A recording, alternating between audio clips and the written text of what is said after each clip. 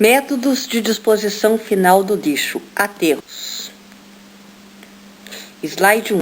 O lançamento a céu aberto.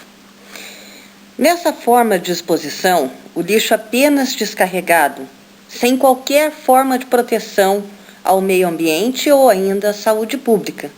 Podemos observar aqui na figura 1, um lixão, que é uma forma completamente inadequada de disposição final de resíduos sólidos. Nos lixões, o que ocorre? Os componentes orgânicos do lixo vão entrar muito rapidamente em decomposição, pois estão ao ar livre. No lixão, ocorre a proliferação de vetores, mosquitos, baratas, ratos e moscas. Isso é um problema à saúde pública. Também ocorre a poluição das águas subterrâneas e superficiais, pela mistura do chorume, que é um produto da decomposição do lixo, com a água de chuva. O chorume mais a água de chuva vai resultar no lixiviado, que poderá então contaminar as águas, quer sejam subterrâneas, quer sejam superficiais. Ainda vai ocorrer a geração de maus odores e também a ausência do controle do que está sendo encaminhado para esse lixão, que é um lançamento a céu aberto, porque não tem qualquer forma de controle quali e quantitativo nesse local de disposição. Slide 2. O aterro controlado. No aterro controlado, algumas precauções tecnológicas na execução do aterro são adotadas durante o seu desenvolvimento, como, por exemplo, há o recobrimento dos resíduos com argila, mas na maior parte das vezes não há compactação dos resíduos sólidos. Isso vai melhorar um pouquinho a segurança do local e reduzir os riscos de impacto ao meio ambiente e à saúde pública. Não substitui o aterro sanitário, não obstante seja preferível ao lançamento a céu aberto. E muitas vezes acaba sendo uma solução compatível para municípios pequenos, uma vez que eles não dispõem desses equipamentos que são compactadores. Slide 3. O aterro sanitário. O aterro sanitário constitui uma forma de disposição final de resíduos sólidos urbanos no solo, dentro de critérios de engenharia e normas operacionais específicas.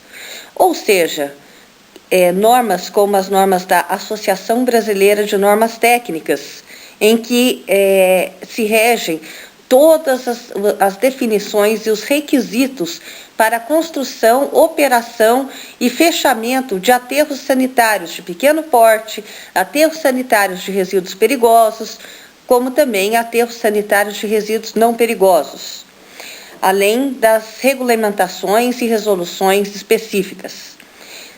No aterro sanitário, há o confinamento seguro dos resíduos. Em geral, o recobrimento com argila selecionada e compactada em níveis suficientes. Nas normas ABNT, há todas as definições dessa argila, como deve ser, que características deve possuir e como deve se dar essa compactação. Dessa maneira, há a redução dos impactos ambientais e também evita-se danos ou riscos à saúde pública. Esses critérios de engenharia são constituídos por projetos de drenagem de fundo para a coleta do lixiviado. Lembrando que o lixiviado é aquela mistura de chorume, que é o produto da degradação da matéria orgânica presente nos resíduos sólidos urbanos, mais a água que vem da chuva. Então, temos a coleta desse lixiviado e vamos ver adiante que não só a coleta, mas também o tratamento desse lixiviado, bem como a drenagem periférica e superficial para o afastamento de águas de chuva. Por quê? Quanto menos águas de chuva nós permitirmos que entre em contato com o chorume, menor será a quantidade, o volume de água que teremos que tratar quando do tratamento desse lixiviado. Também há, conforme falamos, o sistema de tratamento do lixiviado drenado, que tem uma carga bem grande de demanda bioquímica de oxigênio, DBO, demanda química de oxigênio, DQO, e além de outros parâmetros. E também temos um sistema de drenagem e queima dos gases gerados durante o processo de bioestabilização da matéria orgânica. Em alguns casos, esses gases, quando a viabilidade econômica do empreendimento, esses gases podem ser aproveitados, porque o metano possui um poder calorífico muito grande para a geração de energia elétrica, é o exemplo do aterro Bandeirantes, em São Paulo. Slide 4. Aqui vemos um aterro sanitário em fase de construção. É possível observar na figura as impermeabilizações de fundo, aquela argila compactada em níveis suficientes em conformidade com as normas da BNT, e a impermeabilização lateral, que é constituída pela manta plástica. Diversos materiais têm sido disponíveis no mercado. O ecossistema aterro sanitário. Slide 5. Independente da composição dos resíduos, a partir do momento em que se faz a disposição dos resíduos sólidos urbanos no aterro, as populações de micro-organismos que já existem nos resíduos sólidos passam a se multiplicar. Por quê? Porque vai haver as condições ambientais adequadas e características do aterro sanitário e vão se multiplicar no interior desse ambiente do aterro. Então, este aterro passa a operar como um verdadeiro reator. Como reator? Reator que nem aquele que faz o tratamento da matéria orgânica, tratamento do esgoto sanitário em uma cidade. O aterro sanitário, ele também passa a se comportar como reator. E assim vai se estabelecer um meio ambiente. No interior desse reator, os micro-organismos vão se multiplicar em função do quê? Dos aspectos nutricionais que a massa do resíduo apresenta. E pode estabilizar total ou de maneira parcial o material biodegradável. No entanto, esses fatores internos vão gerar interações muito complexas no ambiente dos aterros, que é o que nós vamos começar a estudar agora. Slide 7. No ecossistema aterro sanitário, além dos fatores internos, nós também temos os fatores externos, ou seja, o nível da precipitação pluviométrica na área do aterro. Uma coisa é um aterro numa área em que há uma grande chuva, né? Grande registros de chuva, que a gente fala de precipitação, né? Outra coisa numa área seca, né? Então, de compactação, impermeabilização, que é conferida à massa desse resíduo. Também, outro fator externo, da variação sazonal da temperatura na região. Por quê? A atividade microbiológica é altamente influenciada pela variação sazonal dessa temperatura, né? Além de outros fatores, como a disponibilidade nutricional, que já é um fator interno, né? A precipitação, ou seja, a umidade, o teor de umidade que temos dentro dessa massa. Bom, desses fatores externos, todos esses citados aqui influenciam decisivamente no desempenho dos aterros sanitários. O controle desses fatores, tanto internos quanto externos, é bem dificultado, né? Por quê? Porque é uma área, não é como um reator de uma estação de tratamento de esgoto, em que nós podemos tentar garantir que haja uma mistura completa. Em qualquer ponto do reator, você tem a mesma carga orgânica. Agora, já no aterro, você tem heterogêneo, é uma massa heterogênea. Você tem células em períodos de degradação diferentes. Células que foram colocadas um mês atrás, por exemplo, né? Então, a complexidade das reações que ocorrem no ambiente dos aterros, né, ela se dá justamente por haver tantos fatores internos e externos que são de difícil controle e que geram essa interação complexa. Assim como os aspectos dimensionais, aterros maiores, aterros menores, né? Mas, de qualquer forma, os aterros sanitários ocupam áreas razoáveis, conforme pode ser visto na figura 3. Slide 8.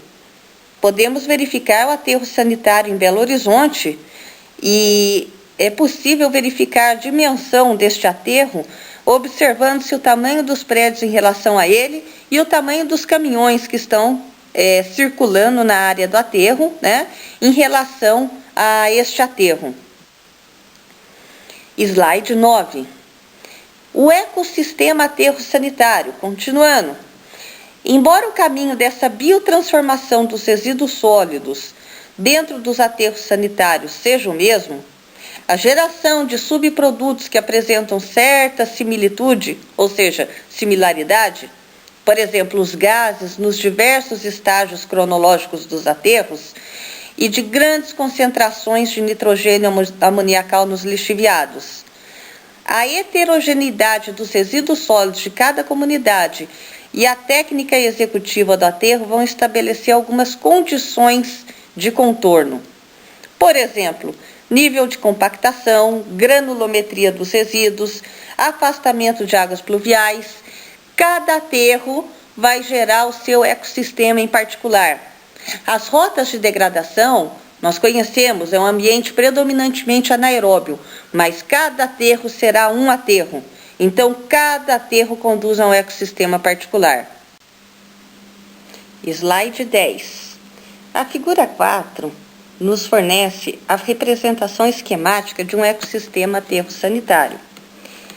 O que podemos observar dessa figura? As raízes das árvores, elas podem fornecer uma degradação, né, de ferro, de manganês, né, também porque elas pegam a água, né, as raízes elas puxam a água para que possa fazer toda a sua função na natureza, né? E elas devolvem o quê? Dióxido de carbono, né? Bom, o que podemos observar ainda nessa região, que é a superior esquerda, né? Existe a água que cai das chuvas e nós temos que tentar fornecer uma inclinação e um desvio dessas águas pluviais para que elas não entrem dentro da massa. A gente afaste o máximo possível dentro da massa de lixo, para que não forme tanto volume de lixiviado. Então, podemos observar essa declividade, né? Que mais que pode ocorrer?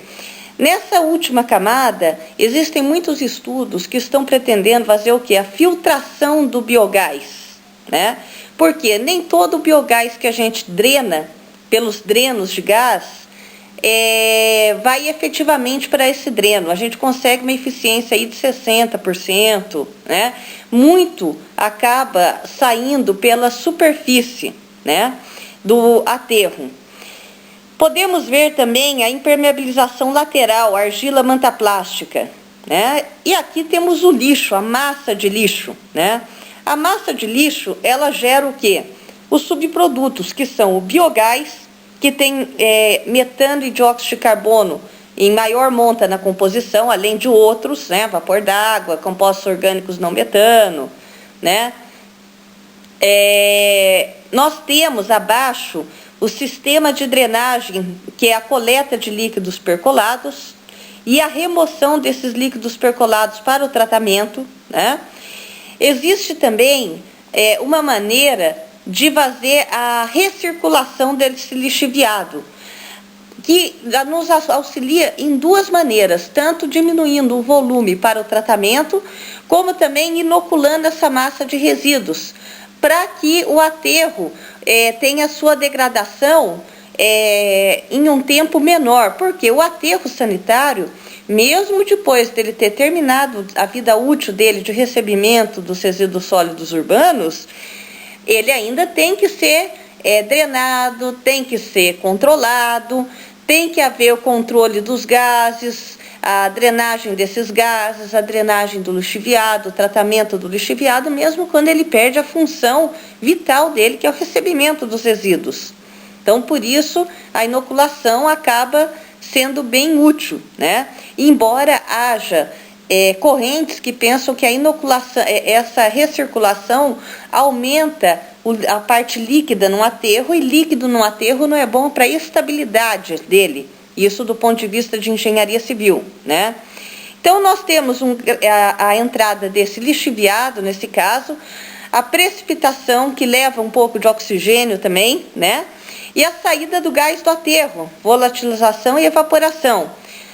Dentro do aterro vai haver o gradiente de concentração dos líquidos percolados, gradiente de temperatura, gradiente de atividade da água e gradiente de atividade enzimática. Então, e também tem o quê? Tem a solubilização e o transporte do quê? Dos produtos metabólicos dessas reações microbiológicas. Bom, temos a manta plástica, né? Então temos a coleta do líquido percolado bem no fundo do aterro, né? E essa manta plástica, o sistema de impermeabilização de fundo, tenta fazer o quê?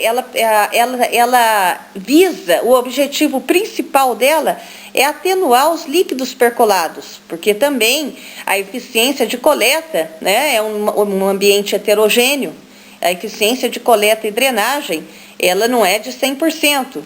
Então, para o quê? Para que não haja contaminação no aquífero saturado, né, no escoamento de água subterrânea. Então, o que a gente faz além disso? A gente tem poços de monitoramento a montante e a jusante no sentido preferencial das águas subterrâneas, né? Então, esse acaba sendo o ambiente do aterro sanitário. Slide 11. Conceitos e aspectos gerais. A American Society of Civil Engineering, que é a Sociedade Americana de Engenharia Civil, define que um aterro sanitário é um método de disposição que não provoca prejuízos ou ameaças à saúde e à segurança.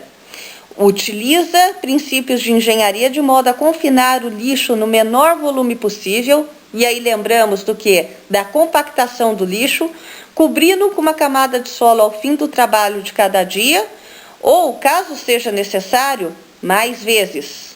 Então, dentre os cuidados especiais durante a execução dos aterros sanitários, temos como exemplo a previsão de dispositivos de drenagem e tratamento de gases, de lixiviados e de afastamento máximo possível das águas pluviais, canalização de córregos e nascentes, porventura que sejam existentes no local, lembrando-se que tudo isso, um projeto de aterro, tá, o quê? Está sujeito à aprovação junto aos órgãos de controle ambiental, quer seja em nível municipal, em nível estadual, né? Então, dependendo do local onde esse aterro esteja previsto, né, na norma BNT há uma necessidade, uma demanda por áreas que sejam de topografia favorável, né, de hidrogeologia favorável, né? Então é bem discutível a questão de córregos e nascentes nesse sentido. Slide 12. Ainda há o recobrimento diário e metódico dos resíduos com argila em seguida da sua compactação.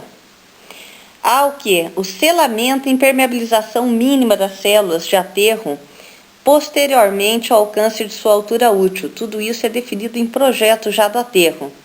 E ao término, há a urbanização do parque, ou seja, as áreas que foram impactadas devem ser recuperadas e devem ter a reconstituição da sua morfologia com o uso de material tão nobre quanto aquele que as constituía originalmente, permitido inclusive a reposição da vegetação original, segundo Bidoni e Povinelli.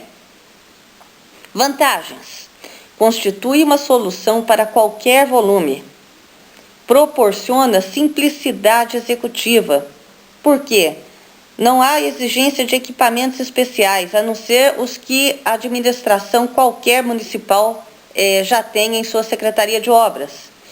Admite que o controle de vetores e a transformação biológica do material degradável e instabilizado ocorra espontaneamente assim que é recoberta a célula de aterro.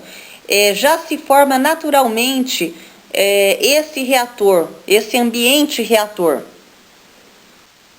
Slide 13.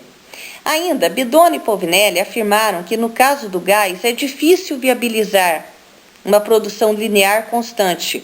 Por quê? Por causa daqueles aspectos que a gente viu no início da aula, fatores internos, fatores externos, que interferem na geração desse biogás. Schalke e Leite afirmaram que o gás metano gerado em aterros sanitários pode ser usado como combustível alternativo, principalmente para fins automotivos. Os aterros sanitários deverão ser construídos e operados segundo critérios técnicos que possibilitem o monitoramento e controle do que? Da temperatura, do pH, do teor de umidade dos resíduos, entre outros. São fatores que exercem uma influência muito grande na decomposição anaeróbia dos resíduos e, portanto, quando bem controlados, podem acelerar a produção do gás metano. Slide 14. Desvantagens da execução de uma obra de aterro sanitário. Quais são as desvantagens? O transporte, que muitas vezes acaba sendo em distâncias maiores, por quê? Porque uma área de aterro não é uma área que a gente consiga próxima à cidade. As populações não querem uma área de aterro próxima de suas moradias, né? Então, muitas vezes demandam trechos longos. Até mesmo, em alguns casos, instalações de transbordo, ou seja, as estações de transferência de resíduos, nas quais os resíduos que foram coletados na coleta regular são repassados a caminhões com capacidade maior, para que então ele possa seguir viagem, por exemplo, de 30 toneladas, possa seguir viagem para a área do aterro. Porque, do contrário, a guarnição que estaria em cima nesse caminhão de coleta ficaria ociosa nesses trechos de transporte. E o caminhão de compactador e de coleta não estaria exercendo, assim como a guarnição não estariam exercendo a função para a qual foram designados. Muitas vezes essas áreas de aterro sanitário são afastadas do perímetro urbano, né? São frutos do que? Também da exigência da legislação ambiental. Outra desvantagem, poluição sonora e do ar pela frota de veículos. Mais uma, produzem águas residuárias, aquele lixiviado, que essencialmente devem ser tratadas. Lentidão da degradação dos resíduos orgânicos, porque é uma degradação anaeróbia, o ambiente é predominante anaeróbio, né? Então, na falta de oxigênio atmosférico, aquela fase em que há falta de oxigênio atmosférico, há a degradação anaeróbia, que é bem mais lenta do que a degradação aeróbia. A eventual necessidade da importação de material de cobertura de outros locais mais distantes. Isso também vai ter trechos longos a serem percorridos e vai aumentar também os custos. Slide 15. A classificação e os métodos de operação dos aterros sanitários. Método da trincheira.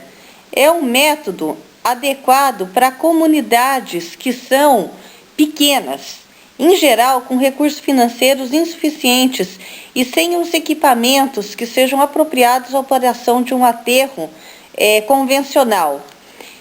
Entretanto, em razão da maneira de operação que se deseja empregar o aterro e da morfologia da localidade, pode ser uma solução que também pode ser aceita para grandes comunidades geradoras de lixo. A execução, por exemplo, de trincheiras de pequeno porte, elas são normalmente abertas com os equipamentos de uso corrente em escavação. Então, o que a gente tem lá na Secretaria de Obras? Os resíduos são descarregados no lado livre das trincheiras e o caminhão nem entra no interior dessa trincheira. Slide 16. O espalhamento dos resíduos no método da trincheira pode ser realizado manualmente sem compactação, nessas comunidades aí de pequeno porte, ou com o uso de equipamentos manuais, até mesmo sem a entrada dos operadores na parte interna da trincheira propriamente dita. O recobrimento é usado nessa operação de recobrimento o material que veio lá da escavação. E é um recobrimento diário, preferencialmente, admitindo até frequências menores em algumas circunstâncias aí que sejam específicas, peculiares. Em seguida, ao final do preenchimento dessa trincheira, com a parte superior nivelada de modo adequado, né, o excesso da escavação é transportado para um bota fora, lembrando de todas as exigências da legislação ambiental, ou usado no melhoramento das vias de acesso ao local do aterro. Então, tudo isso, toda essa parte de operação, ela tem que ter as licenças, o licenciamento da órgão de controle ambiental, né? Aí vai se passar a escavação da trincheira seguinte, adjacente à anterior. Nesse caso, como não há a compactação ou a compactação é manual, os recalques também vão ser acelerados. Recalque é aquele mesmo que a gente sabe da engenharia civil. Assim como a compactação da massa de lixo com o depósito material escavado sobre a trincheira aterrada. Recalque grande, acelerado. Slide 17. Aqui podemos ver na figura 5 a escavação da trincheira de pequeno porte. E o que está sendo utilizado aqui? Uma retroescavadeira. A figura 6 mostra os resíduos sendo descarregados em um trecho de trincheira, né? Na parte que é livre, a parte de fora ali da trincheira, o caminhão vai lá e descarrega, bascula. A figura 7 mostra o método da trincheira e o início do trabalho, ou seja, a primeira trincheira, mas que nós sabemos onde serão as demais trincheiras e qual será a vida útil desse aterro no total. E a figura 8 mostra o acabamento superficial de uma trincheira de pequeno porte ao final do trabalho. Slide 18.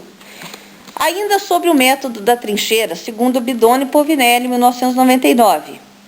Em trincheiras de grande porte, os resíduos são descarregados no interior da mesma e um trator de esteira empurra o lixo de baixo para cima. Agora já estamos falando com unidades maiores, passando de 3 a 5 vezes sobre os resíduos para compactação em uma rampa de aproximadamente 1:3, uma rampa de 30 graus, segundo Schalk e Leite.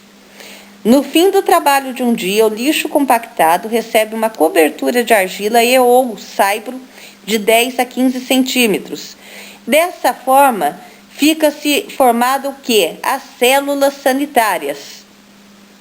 A hora que a altura máxima dessas células sanitárias é atingida, inclusive com a sobreposição de camadas, essas são seladas com uma cobertura de 60 centímetros a 1 metro de espessura. Esse método exige a precaução redobrada com relação à coleta e o afastamento de lixiviado, que é, na maior parte das vezes, feito em condições adversas. Lembrando que o lixiviado é o quê? É o chorume mais a água de chuva. Slide 19. Podemos ver aqui na figura 9 a abertura de uma trincheira de maior porte. Na figura 10, a descarga dos resíduos no interior da trincheira. Na figura 11, é possível ver a compactação dos resíduos a partir de uma das extremidades da trincheira. Então, temos aqui o caminhão, né, passando e dando aquela compactação em que a gente visa o quê? Reduzir de 1/3 a 1/5 o volume original dos resíduos. Lembrando que pode haver também o empolamento, ou seja, é como você acaba de passar com o trator esteira. E ele, qual é a tendência? Ele tentar voltar ao estado original, o volume original. Lógico, ele não vai voltar ao volume original, mas ele tem uma tendência a dar uma aumentadinha nesse volume. E a figura 12 é a trincheira preenchida pelos resíduos e terminada. Slide 20, ainda sob o método da trincheira.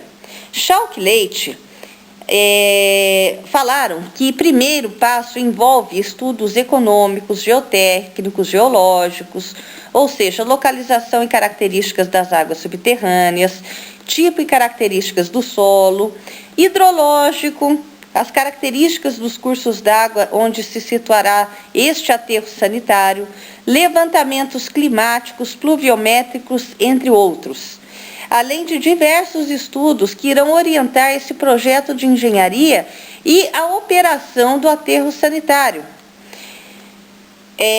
Se você possui um terreno plano ou levemente inclinado, as trincheiras podem ser escavadas com largura entre 6 e 40 metros e com profundidade entre 3 e 4 metros. Slide 21. Podemos ver a representação aqui, com essa figura, da construção do aterro sanitário pelo método da trincheira. Podemos ver uma trincheira já preenchida, o corte em que vemos o lixo compactado, a cobertura diária daquela argila, 10 a 15 centímetros, e a cobertura final de 60 centímetros ao metro. São requisitos das normas da ABNT.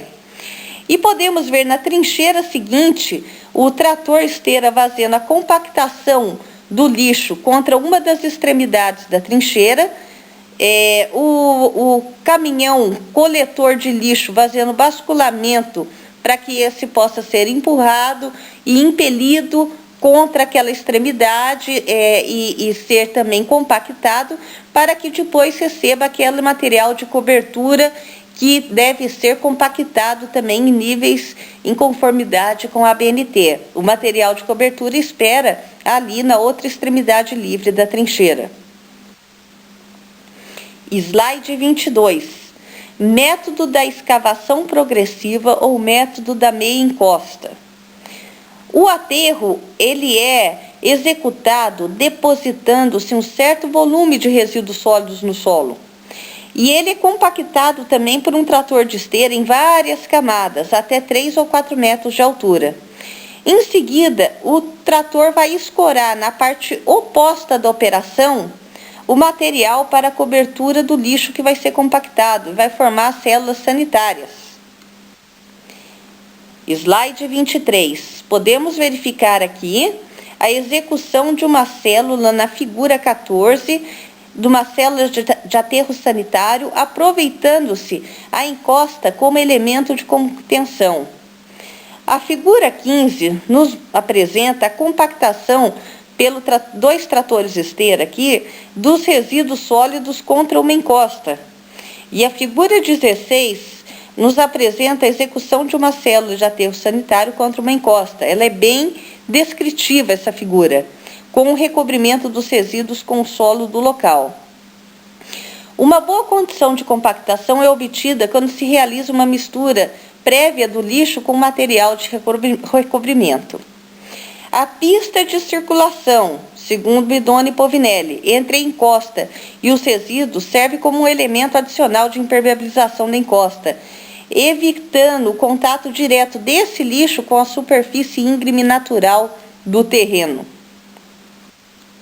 Slide 24. Depois de termos visto o método da trincheira e o método da meia encosta, agora vamos para o método da área ou aterro tipo superficial. Quando que nós vamos escolher? Depende da área que nós temos disponível para aquele aterro sanitário. Então, a área que nós temos disponível é que nos vai encaminhar o nosso projeto para um tipo ou outro tipo de aterro. Quando a topografia local admite o recebimento ou confinamento dos resíduos sólidos, sem que haja modificação de sua configuração natural. Os resíduos são, então, descarregados e compactados nessa área, constituindo uma elevação tronco-piramidada, a qual recebe o recobrimento com solo ao final da operação de um dia. Mas, para começar, a gente precisa de um primeiro local para que o lixo seja impelido contra na hora da compactação. Então, o parâmetro indispensável para o prosseguimento da célula em qualquer sentido é aquela primeira elevação. É incorreto, está em desuso e não é permitido pela legislação ambiental o aproveitamento de áreas baixas e úmidas, como pântanos, alagados e mangues. Slide 25. Podemos ver na figura 17 a execução de uma célula de aterro sanitário em área, com os resíduos compactados sendo cobertos por uma camada de solo. Na figura 18, a célula de aterro sanitário executada em área já teve seu recobrimento com argila compactada. A figura 19 mostra o método de área em uma escavação horizontal conforme Jaramillo, 2002. Slide 26. Projeto e construção de células. Podemos verificar aqui um aterro em que você tem uma cratera profunda e você vai ter primeiro nível, segundo nível, terceiro nível e quarto nível que vão se formando com o aterramento desses resíduos sólidos, né? Então, tudo isso, toda a célula de área, o volume, a área, tudo que nós vamos precisar para trabalho de um dia, trabalho de um mês, trabalho de um ano, já é previsto em projeto. Você já sabe, com o crescimento da população previsto, né?